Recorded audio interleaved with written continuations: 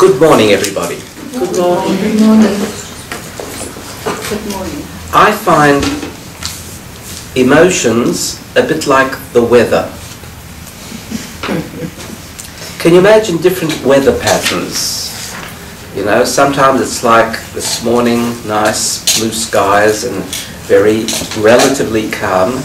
And then there are times when it's turmoil, the wind comes in even from the north and all the leaves start being blown around, and sometimes to the point that trees start falling and the like. And then there are other times when it's cyclonic rain and it pours and pours and pours. And then there are other times when you've got this whirly thing going around called tornadoes in some part of the world. Well, isn't it a bit like our own emotional climate? You find sometimes life circumstances, I find that if you can compare your mood to the climate, you have a handle over it. At least you can identify it. What happens with most people is they become oblivious of their emotional state. And when you're oblivious of your emotional state, there's no way that you can actually start to tame it. So people get pulled immediately by certain individuals and they move into a weather pattern of the emotions as such. So what we're going to do today is we're going to try to see if we can create calm. Because at home and with the people that we love, and also the people who are closest to us, and the people who by perforce of circumstances are close to us despite the fact that we may not like them and we have to live with them, etc., whether at home or at work or the like, we have to be able to make sure that our weather patterns of our emotions are calm, because there's no way we can create appropriate responses to life circumstances without calm. There's an idea that if we can actually utilize our emotions appropriately, we can control the elements. If I can get angry, I can control the people around me. If I can become dominating, I can feel safer and the like. And the truth of the matter is that everything that's brought into our life is for our personal growth and for our personal development. There's a wonderful teaching, as you see in the opening section on the page. Rabos machshavos belev ishva atzas Hashem hisakum. In other words, we have many, many thoughts, we have many, many ideas, but at the end of the day, the world is bigger than us. The climate is bigger than us. We can't control the weather patterns as such. And another Yiddish idiom, which you may be familiar with, Menschen tracht de Eibishter lacht, right?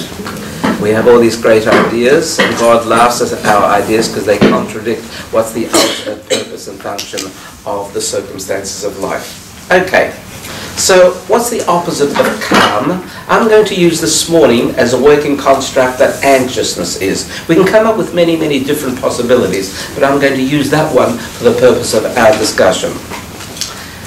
How many people feel anxious on a daily basis?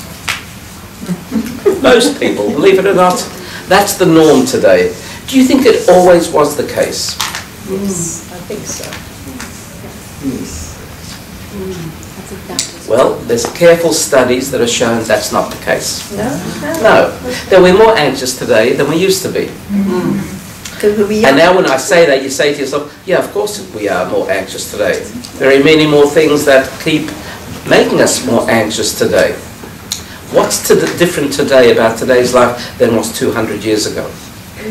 Technology. Technology. Everyone jumps the word technology. What do we mean when we mean technology?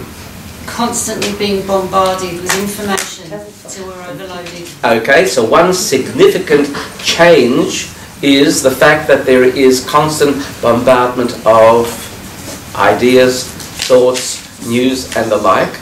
And that constantly places us into some level of turmoil. What kind of momentary weather pattern does that suggest? Storm.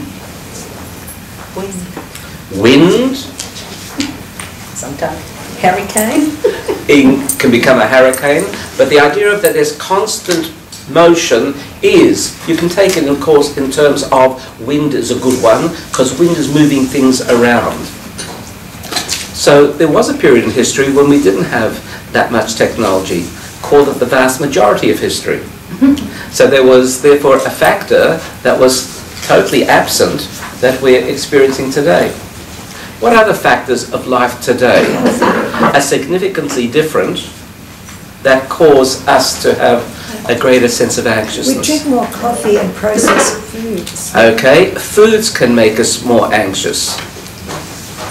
Anyone here not familiar with the correlation of food and anxiousness? What kind of foods can make us more anxious? Sugar. The red one.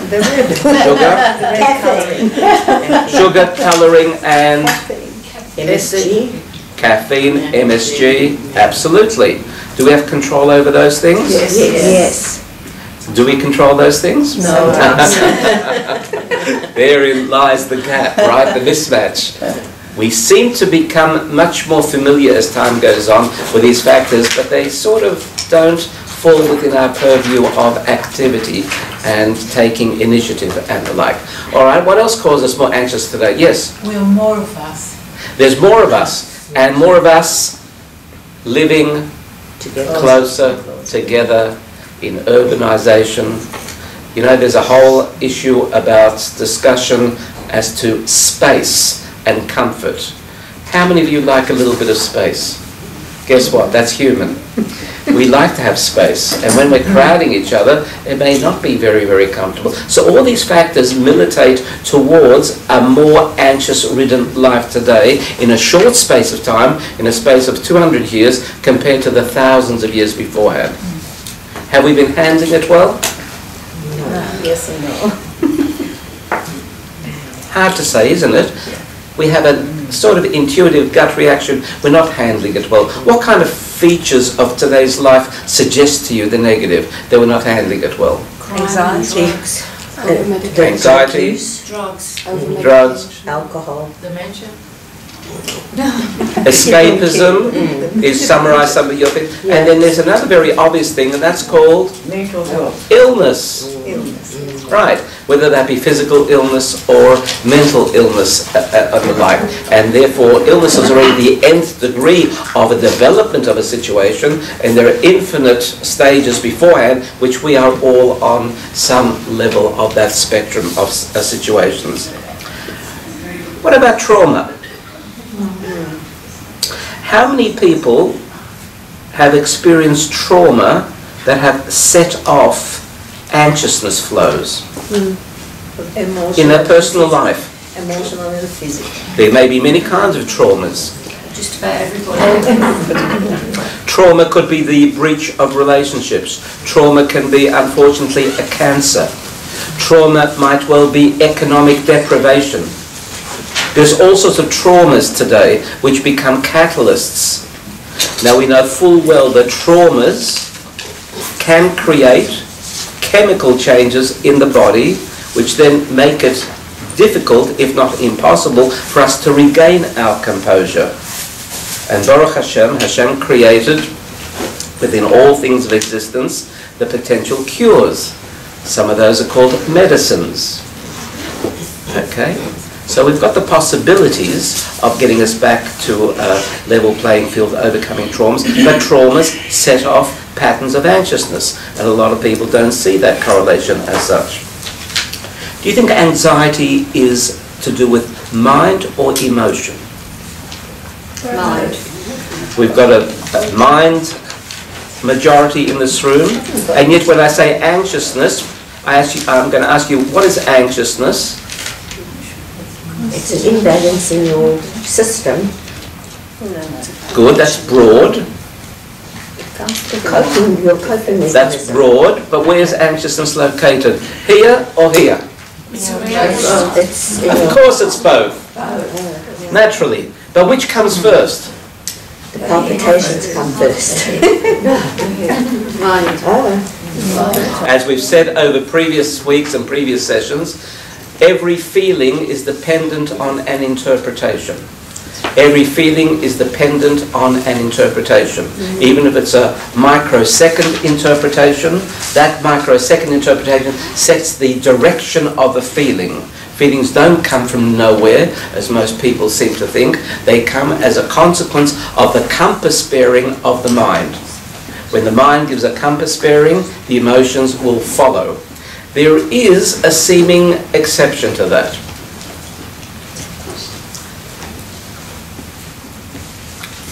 Not really an exception, and that is when the chemical balance of the body has been artificially changed by circumstances around us. So we reach a position of stress which begins to affect the cellular level of the body, which in turn changes the way that our brain's chemistry operates. It's still the mind, but the mind's no longer under our control, so to speak. And that's what happens sometimes as a consequence of trauma. As a consequence of trauma, a certain unsettling anxiousness sets in, and that can get worse and worse. And there's nothing we seem to be able to do about it until we take medication which resets the chemistry of the body and resets the chemistry of the brain. And at that point, we start to regain free choice over the way that the mind determines the outcomes of emotions. So don't be scared of medication, just make sure you have a good doctor. Now, it doesn't always require medication, because medication is at a state where the chemistry has changed.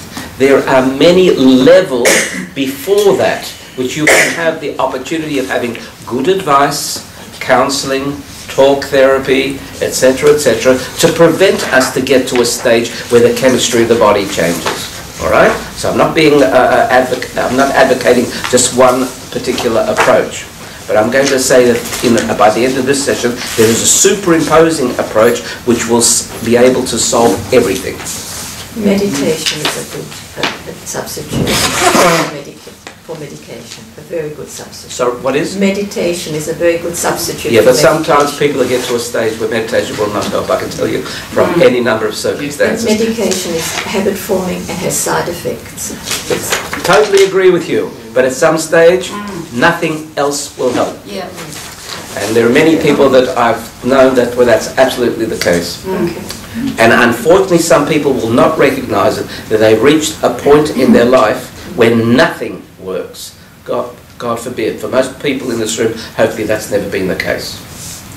There are certain other things you can take other than, like this lady said, medication can have side effects. There are things you can take, like, for instance, natural things. Oh yeah, like, for sure. you know, like chamomile tea. Absolutely.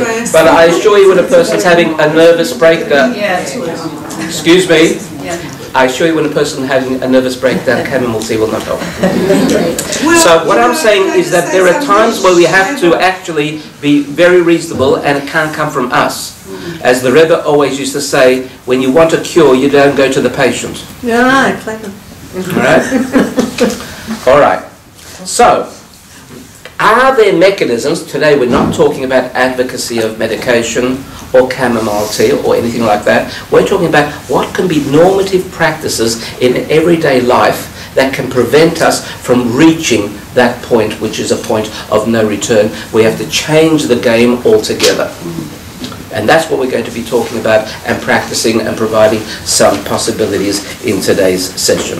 So could somebody tell me in the room what you do to calm yourself down when you recognize that you need that? Some hard physical work. Again?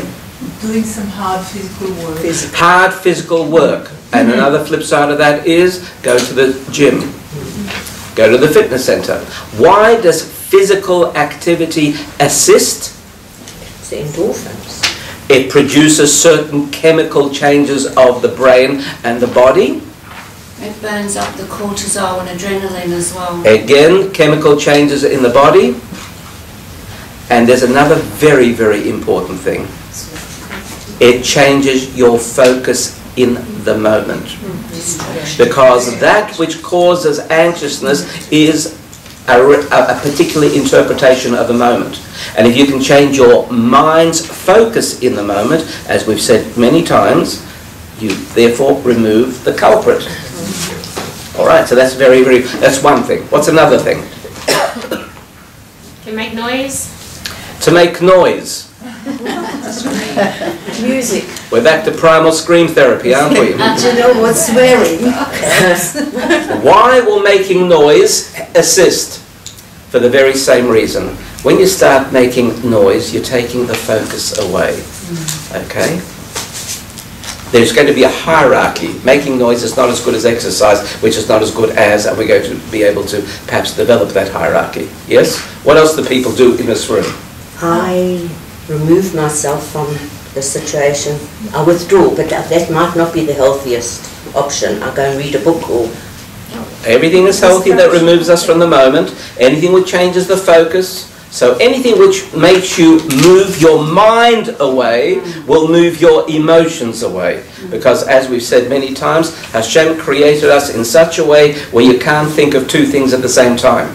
That's just the nature of a human being. You cannot think of two things at the same time. So if that thing which you're thinking about is causing you the anxiousness, if you slip another slide into the mind, you'll be able to move away from that cause of anxiousness. So shifting the mood is dependent on changing the slide of the mind. A new PowerPoint program has to come in that moment, but that requires something else. What does that require for you to do? There's a very important word. Diversion. Willpower. Yeah. Some people love to wallow in their sorrow, right? For some reason, it provides them with a perverse high or a perverse sense of self. They are natural worriers, we call them colloquially, but really what they're doing is they're choosing to be anxious because that gives them some sense of identity, and that's another discussion altogether. Okay? But for most of us who recognize that's not a great thing to do, we have to recognize, we have to shift our mind. So, all those things. Have a look at some of the suggestions that I put here in point 2 as to under what circumstances do you become perhaps anxious. And I'm talking usually about home-based kind of situations. When my spouse comes home irritable. Have you ever noticed that one? It's like an infection. When someone enters into our space in a negative state, we catch that cold. Why? Because human beings are naturally empathic. And because we're naturally empathic, we straightaway adopt that particular posture to some degree of the person coming into the room. Very often that causes resentment as the mind says, look the way I'm becoming like him, etc. And I don't like it, and how dare you do this to me, to my life, etc. And then you build up that kind of anxiousness situation within you. You know, there is that, I think I've shared with you the studies of women and men who take Botox injections. Have I shared with you this one? So it's really, really interesting because there's a whole school of thought that says that we tend to physiologically mimic the people around us for the purpose of empathy. So that our physical self, come in Carol, for our physical self adopts something about the other person. So if another person is expressing some difficult situation, our face starts to become concerned. Our face shows the concern that the other one is projecting as a consequence of their life.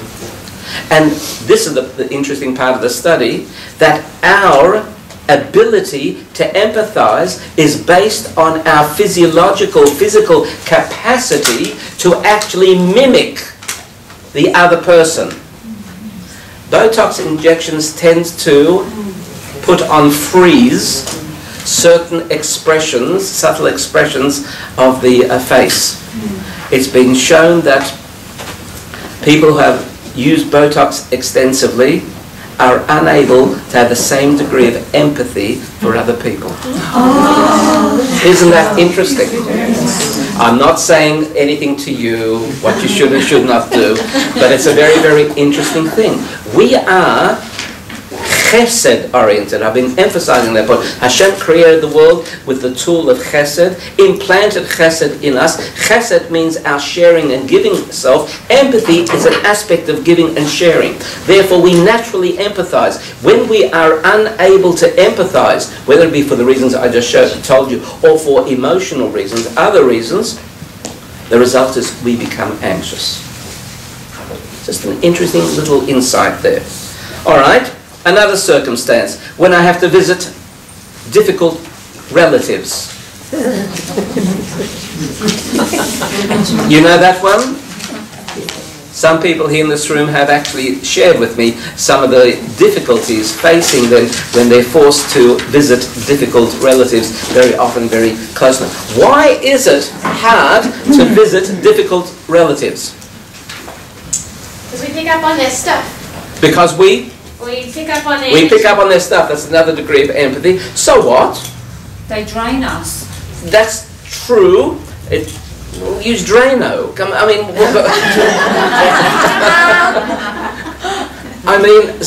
What's really happening? It's about knowing the boundaries, where I start and they start, and finish, and I finish, and where they... Okay, so that's a good defense mechanism, and I do agree with you, but I want to know, what causes that adverse feeling of, oh, I've got to visit them today? Anticipation. Anticipation, yeah, but what, yeah, you're right, what are we anticipating? Something not pleasant. Unpleasant? And it submerges the person you are. Okay, so, yes? basing it on past events that triggered something in you, so you're reflecting on that. Correct. What's the interpretation of that dynamic? What's really happening? They're not living up to expectations. You become anxious. Yeah. You don't like them. Relatives are people who by definition are closer to us. Yeah. Therefore, as we've said in previous sessions, when people are close, the slightest departure from the norm creates that kind of Tension. much more exaggerated than with a stranger. It's ironical, but it's real. And therefore, when it's a relative, we already have that state of closeness, and therefore, knowing that that state of closeness is not going to actually happen as such, although that's the natural state of being, already creates that tension within us. All right, so there are cures for that. What's the obvious cure for that one? What did you say? Children?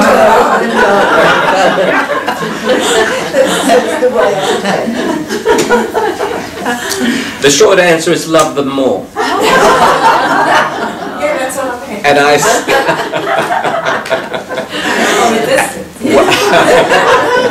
what I mean by loving them more is truly loving them more. If you love someone more, then you make that much more allowances for them. If you love them more, you become other-centered. When you love them more, you recognize they're the ones who are having the problem, not you. If you're becoming anxious, you are owning the problem when it's not really yours. You're putting the monkey on your own back.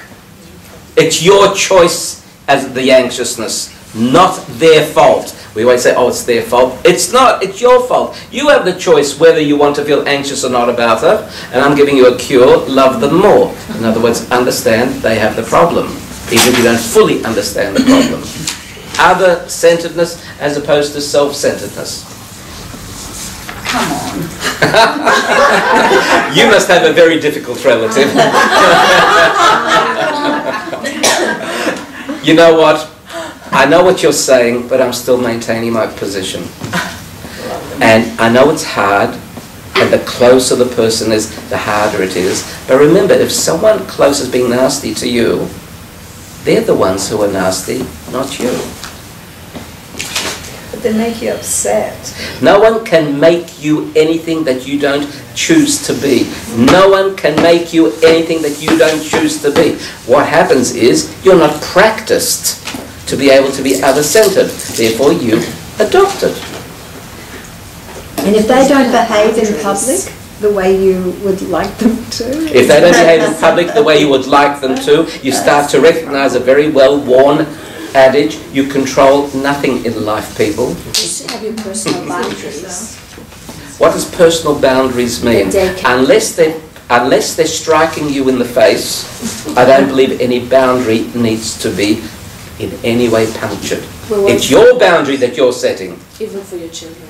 Even for you, especially for your children. No, but I mean like the relatives. Yeah. When we say boundaries, what we're talking is our expectations, and society has norms. But what if we are in circumstances that my child is a little more raucous than the average child, and they're in a public setting at the table, they're really misbehaving? What's really taking place? Why do you feel anxious about it? And the answer is my embarrassment, because I'm projecting that they'll think I'm not a good parent, I'm not a wise parent, etc. And it's me. I meant the boundary where it harms your child emotionally. Okay. When it's actually harming your child. When you try and absolutely. And Baruch Hashem, that's about 5% of life circumstances. Those 5% have to be dealt with. But I'd like to talk about the other 95% that keeps making us anxious. Unnecessarily. So these phrases are good phrases. Boundaries and the like are good phrases. But they do not apply in 95% of circumstances. They become our rationalizations to justify why we are anxious. We choose to be anxious. Suspend criticism. Suspend criticism. This is so easy when you know the person is not doing the right thing about something, but yes. You or someone else.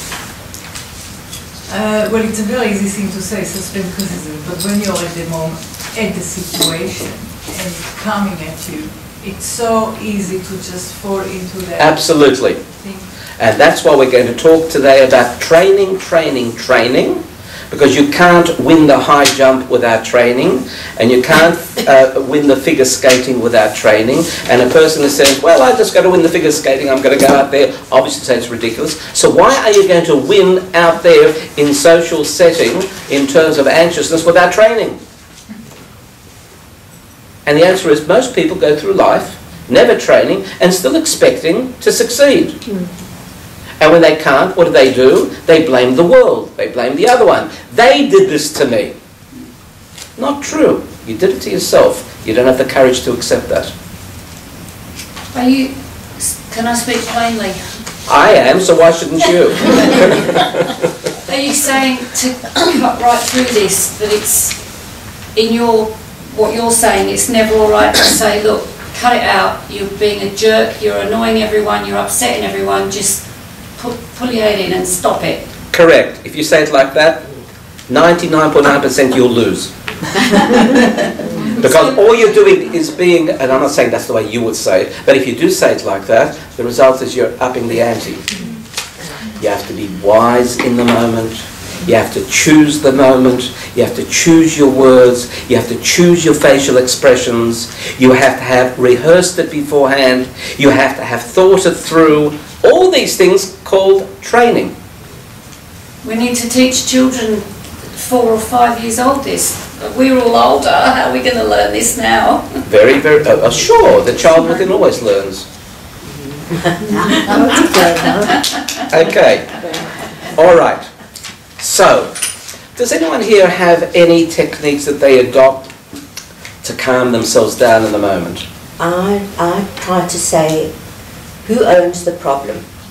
Yes. And if I'm not the person owning the problem, it actually helps me kind of distance myself from that problem.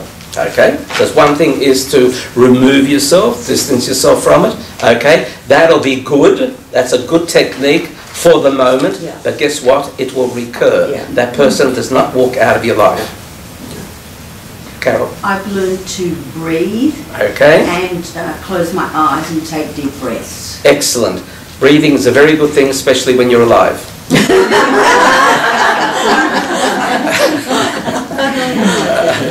I think what Carol means a specific form of breathing, okay? And yes, there's a focusing technique through breathing. Anything else that anyone utilizes? talk to someone else, meditate, go on a vacation, take a bath, play music, do things with your hands. So I'm on page 2. These are just ordinary little things. But what happens is, and here comes the point, why don't we? It's because somehow something within us traps us. And we go on, and we go on, and we go on. And what's that called? It's called the Nefesh Bahamis and the Yetzer Hara. As I said to you on a number of occasions, we have a war going on within. A duality. We have two armies competing for the city called us. And those two armies are ego self and other. Self and other. If I'm going to focus on myself, then that war continues to fight. In other words, it's all about me. How dare you speak to me like that? How dare you behave to me like that? How dare you embarrass me like that? That's all about me. And that's my insecurity, it's my lack of self-esteem, and most importantly, it's my lack of understanding of the other. They're the ones with the problem, not you. You've just, as I said before, put the monkey on your own back. When it becomes other-centered, the Nefesh Elokis, the Yetzer HaTov, the otherness, you move into a position of understanding, empathy, and you can actually be calm. You know it's not you, it's them. And no, people are not going to think less of you, I assure you, if you respond appropriately. Quite the contrary. They'll admire you when you respond appropriately. If you're trying to explain this to someone who's not ever trained themselves to be other-centered, what if they're dealing with all their insecurities? You have to begin somewhere. In other words, if a person, sometimes a doctor is in a quandary, there are 3 or 4 circumstances happening in the patient's body, which one does he or she start with, etc. There are many circumstances arising in our life, which one does the psychologist start with? There are many factors that might require some form of medication. You're absolutely correct, sometimes it's complex, but the short answer is, you have to start somewhere. Most people don't start anywhere. That's the problem. They go through life like that. Alright, so let's talk about the tachlis, coping strategies. What are we going to do to adopt positions of calm? So I'm going to give you a couple of original concepts today and practices, as I have in the previous session. Do you know those little snow globes? Yeah. You know what I mean by snow globe? I don't know if kids today really don't use that too much, but at any airport you pick them up, okay? A snow globe, a little glass thing, and inside you shake it up and suddenly snow begins to fall or what have you, etc. Everyone should have a snow globe, okay? I want you to get your personal snow globe from the local toy shop, whatever might be the case, and I want you to shake it up, and I want you to observe the snow settling, and I want you to follow it until the last little flake has settled itself, and then you say to yourself, I'm identifying with that. I am settling. You become the snowflakes, and you become settled in the process. And close your eyes then and repeat in your mind exactly the same thing that your physical eyes saw just a few moments ago. And repeat it. And each process might take somewhere between 1 and 2 minutes. And you do that. And what you begin to do is, as you do it over and over again, systematically, 3-4 times a day for 3 or 4 weeks, is that you're actually training your mind to mimic that. So you're allowing yourself a settling process. And it changes your brain waves, to quote a phrase, which really means you're changing the pathway, as you've heard me say, of neurotransmitters in the brain, the neuroplasticity insights. And you're actually creating change. And these transfer onto life circumstances. It's not just that you do it then.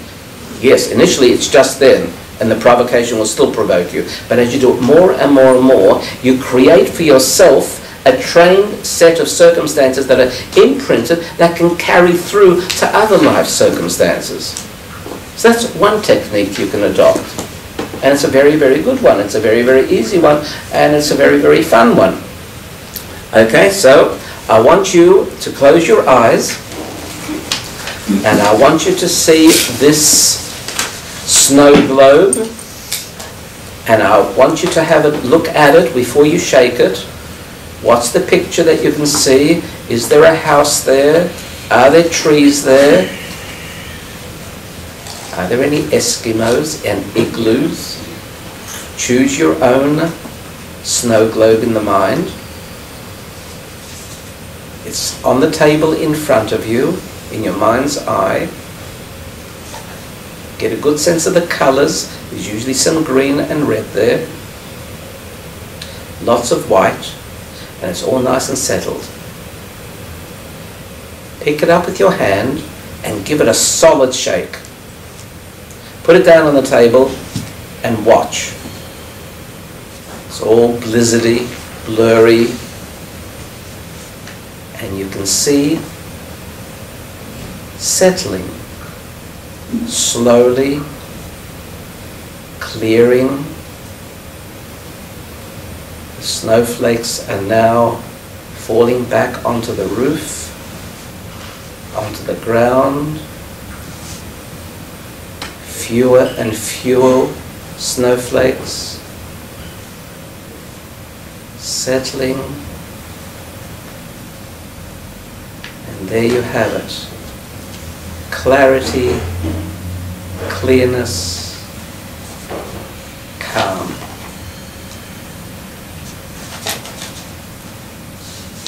Okay, open your eyes.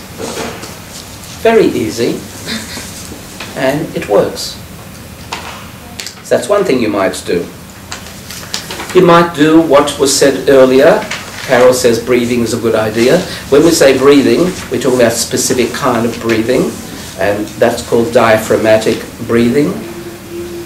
We breathe shallowly, most people in life. We learn to breathe shallowly because stress causes shallow breathing. What do we mean by shallow breathing? We mean breathing through the upper diaphragm, the upper section here. So when a person is stressed, for example, they've run the 100-meter dash. Have you recently run the 100-meter dash? No. Well, imagine that you did, because you can remember as a kid perhaps doing it. You heave. The chest is heaving. You're breathing up here. Why? Because you need lots of oxygen. That's the quickest way to get oxygen, because the body is stressed. Not negatively, but it's stressed, physically stressed because of the run. So the body needs to be oxygenated much more quickly, so you breathe up here. But we tend to do that now, not because of the 100-meter dash, but because our lives are stressed. A baby, when it's born, and you watch it lying, sleeping, what part of the body tends to be moving more? Stomach. Stomach. Why? Because it's breathing more deeply. It's relaxed breathing. That's what we need to mimic. So breathing techniques that mimic that create in the body that relaxation response. I'm not going to do it now with you, but the mechanism is to take the breath and allow it to go down, down, down, down to the diaphragm, lower abdominal part, and you push out your stomach to collect the air, and then pull in the stomach so that the stomach, so to speak, is causing the breathing. It's the pump. You're not breathing up here, but you're breathing down here. And Dr. Herbert Benson and many others subsequently have shown by having the body wired up that when you breathe that way, you actually create a great degree of relaxation within the body. So there's a way of breathing, and if you do it often enough, that should become your new default form of breathing. And then you become just naturally a more relaxed person. You don't really breathe through your stomach. Through your stomach is where your food goes. But it seems like that because you're using the muscles in the lower part of the diaphragm that seem to be pushing your stomach. So it's called abdominal breathing, although it's not really the abdomen at all. So that's another technique that you might want to utilize. Practice a breathing. Guided imagery. There are plenty of apps. There are plenty of CDs. There are plenty of books. Dr. Ian Gawler's book on I forgot the title of his book, but Dr. Ian Gawler's books are excellent in this regard and take you through a little travelogue. Close your eyes for a second.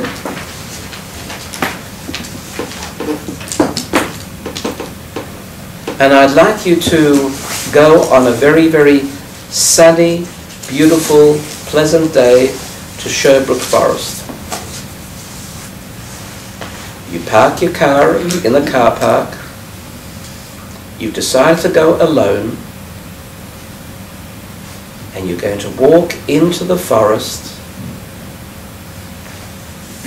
And immediately you see the greenness of the ferns. Just notice the ferns, that beautiful mid-green. And look at the shape of the ferns as they lean over, yet possessing strength. And the furriness and the beautiful mid-brown of the trunk of the fern. And it's early morning, so there are still droplets of dew on the narrow leaves of a fern, glistening in the sun that tries to peep in through the tall trees. The tall, majestic eucalyptus trees. So strong,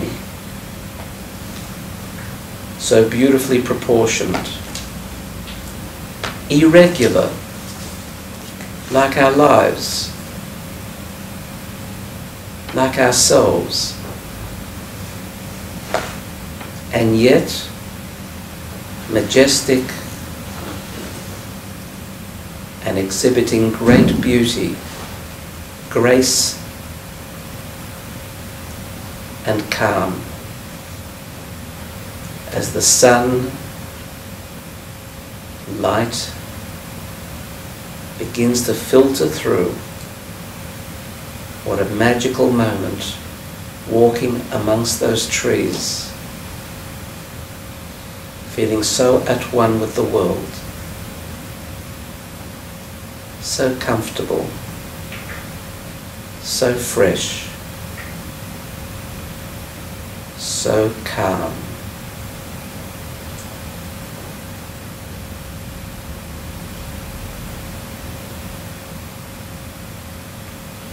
And gently open your eyes, coming back.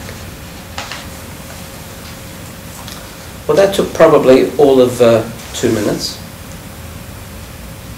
You can always go into your own little excursion in terms of that kind of journey. And it's a very, very good and easy way of being able to establish calm in the moment. Yes? When we talk about strategies of how to calm ourselves, yes, or how to respond to difficult people, I find is to try to be kind to ourselves, forgiveness for ourselves in case you do have the button of guilt. The guilt button is triggered. Yes. To exercise. Yes, that's very, very good. But it's complex. I don't want to get into forgiveness because that's already a complex. I'm trying to give as simple, immediate approaches as possible. Now remember, all we're doing here is not problem solving. The problems may continue. What you're doing is creating space, creating the calm. You're defusing the potential eruption within, which A, hurts the body, and the potential eruption within which makes you unwise relationally in the moment. You still have to deal with the problem. You still have to deal with the person. You still have to adopt a strategy. But the adoption of a strategy in a storm is very difficult. The adoption of strategies in states of calm are much, much more likely to succeed. So what we're talking about is creating the calm to prevent the storm so that you can deal with the situation much more effectively. And then the way which perhaps more in the long run, and going what I said before, cognitive restructuring. When I say cognitive restructuring, cognitive, mind, restructuring, is reinterpreting the situation. So the person's being really nasty to you, saying horrible things to you, and it's someone who's close to you. The immediate response is to adopt a victim mentality. Poor me. I am suffering. It's not fair. And it's all to do with me again. Cognitive restructuring would mean that you have to stop and say, it's nothing to do with me. I don't have to feel guilt. It's not to do with me. It's to do with him or her. I may not know what's causing that person to feel and agitate the way he or she is at the moment. Or I may know. But it's something to do with them and not to do with me. And that's not enough. That's just removal. And therefore the next step is, what should I do to assist the other? That's terribly important. You must have to move into a giving mode. It's not enough just to escape. You have to enter into the giving mode. Why? Because I said before, the giving mode is the most natural, but most importantly for our purpose today, it reinforces our self-esteem. I'm able to give. Now, it may be you can't give at that moment. You may not be able to say the right word at that moment.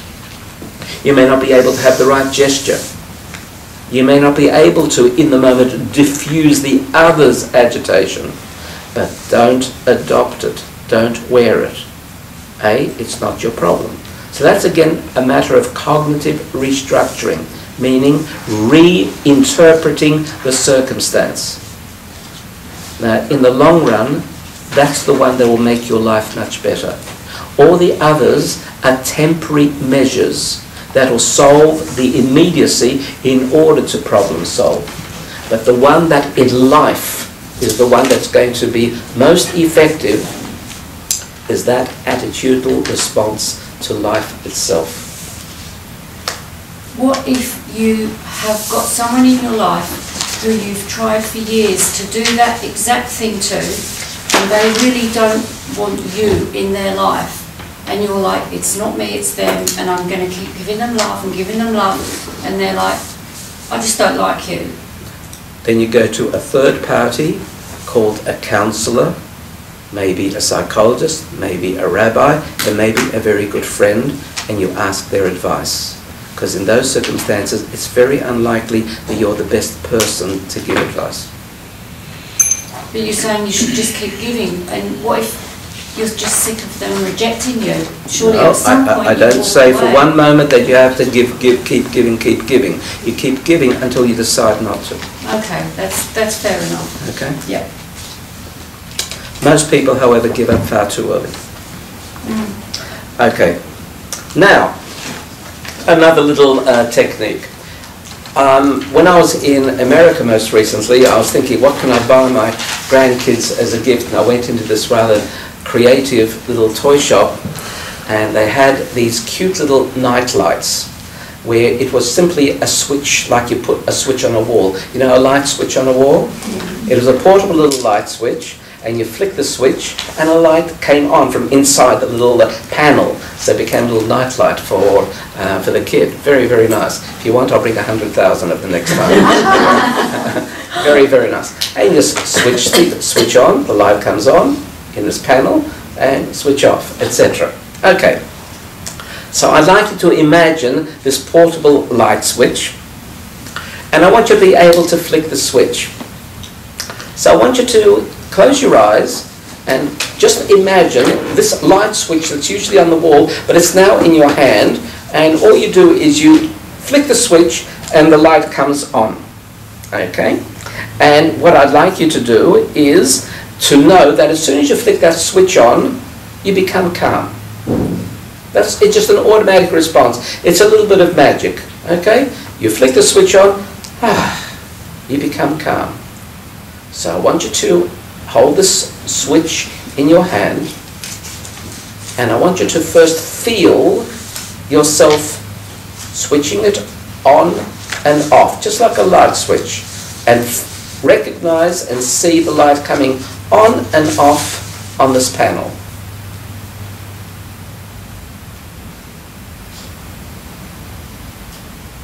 Okay, now leave it off, and I want you to take on an axiomatic proposition in your life. As soon as you start to feel anxiousness, I want you to put this light switch into your hand and flick the switch on, and immediately enlightenment takes place. You recognize the situation for what it is. You recognize that the other one is the one having the problem, not you. And suddenly light filters into your being. And it becomes also clear. And you can then help. You can actually assist that enlightenment of that switch. And as you do that, switch it off in your mind's eye. And as you switch it off in your mind's eye, there's an ongoing effect from the light that was, that you already remain calm, because the effect continues. It doesn't stop. You only need to switch it on as the circumstance arises. And then when you switch it off, your new calm will continue.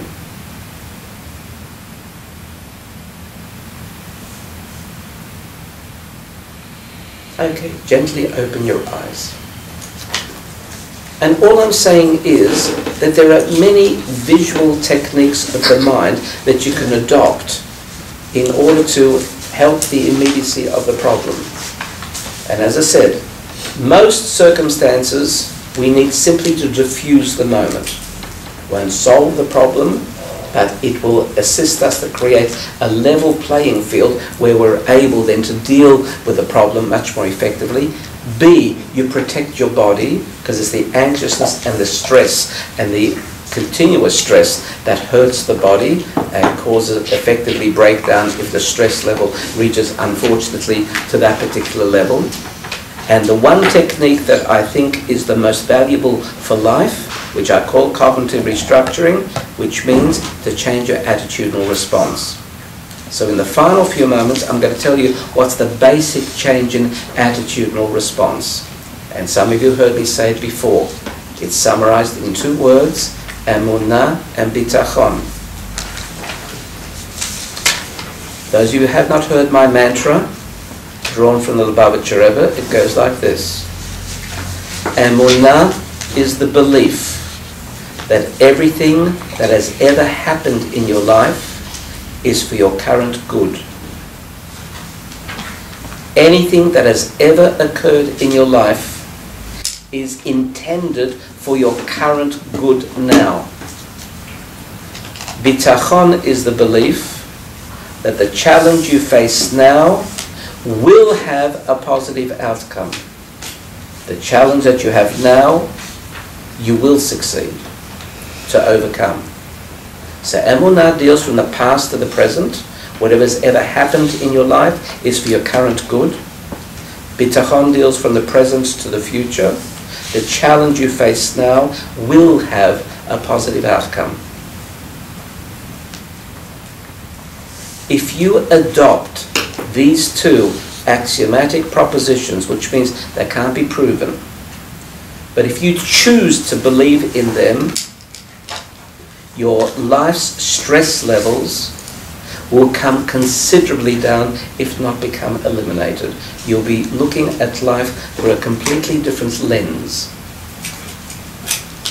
For those of you who may be skeptical and say, but that surely isn't true, you can't prove that either. So you're choosing that belief. The difference is between positive beliefs and negative beliefs, and they are beliefs. And we all have beliefs. Those people who choose to wallow in their sorrow believe in it. That's why they're doing it. And those people who overcome the adversity of the moment also believe. That's what differentiates optimists from pessimists. And for relational purposes, every one of us loves to be with an optimist, and every one of us hates to be with a pessimist. Except one exception. Pessimists love to be with pessimists. And that's called just loving to hurt yourself. Any questions? Could you just repeat what bitachon is? What? Could you just repeat what you said about bitachon? Bitachon works from the present to the future. The challenge I have now will have a positive outcome. Okay? And when I pass to the present, what's happened to me back there is for my current good. Bitachon, the challenge I have now, I will succeed. I will overcome. Can I prove it? No. Can you defeat yourself by believing the other way? Of course you can. No, I'm not going to succeed. Self-fulfilling prophecy. It's unlikely you'll succeed. Everything will be alright in the end, and if it's not alright, it's not the end. That's good. That's good. That's good. Everything will be alright at the end, and if it's not alright, it's not the end. Or the last chapter has not yet been written.